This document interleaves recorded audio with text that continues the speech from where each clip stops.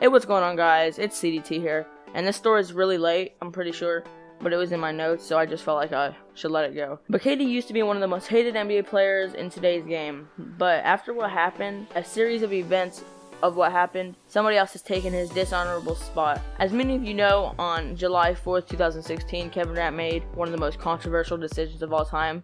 He decided to join the 73-9 Golden State Warriors team, who was their conference rival and who lost the Western Conference final just 1 year before he decided. Obviously, this decision was hated upon. I mean, when you have a superstar signing with a super team, it doesn't fare well with anybody but the Warriors. But it also was hit with a lot of support. And then there was a second signing of that day, which many of you might know now, but at the time might not have known. But it was Zaza Pachulia. Not a lot of people hated it yet, but soon to come because he was drowned out by the Kevin Durant signing.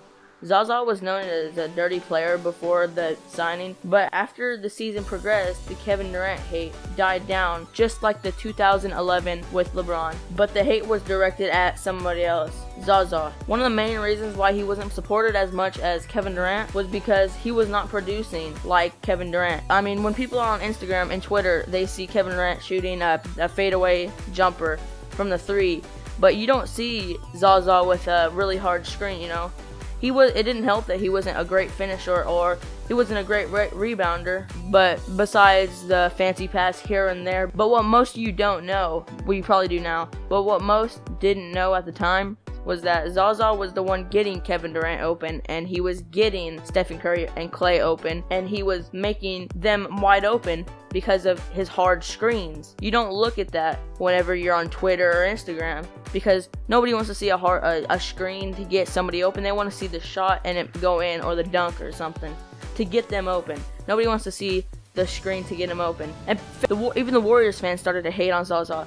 They thought that he was taking minutes from JaVale McGee, who every time he stepped on the court, he was doing a flashy dunk or something crazy, you know? That's also why Kevin Durant isn't hated as much as he was, because he is producing more, and also he's giving more flashy plays and more dunks and three-pointers and posterizers than Zaza. You have to watch his games to see how effective Zaza Pachulia is. And when you look on Instagram and Twitter and all that, you see Zaza with the Russell Westbrook standover and the Kawhi Leonard when he put his feet under his feet so he would land on it and it took him out of the game. You see that. You don't see how effective he is working in that Warriors offense. You don't see that. A lot of people say that they're NBA fans, but majority of people don't watch the games to be an NBA fan. You're watching Instagram highlights or Twitter highlights of the game. You're watching a short down version of just the highlights of the game.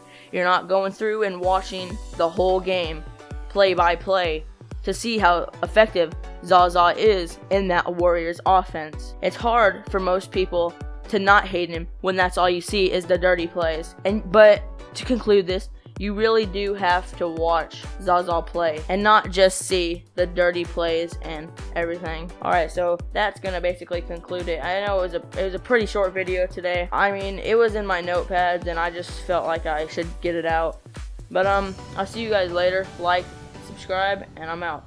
Peace.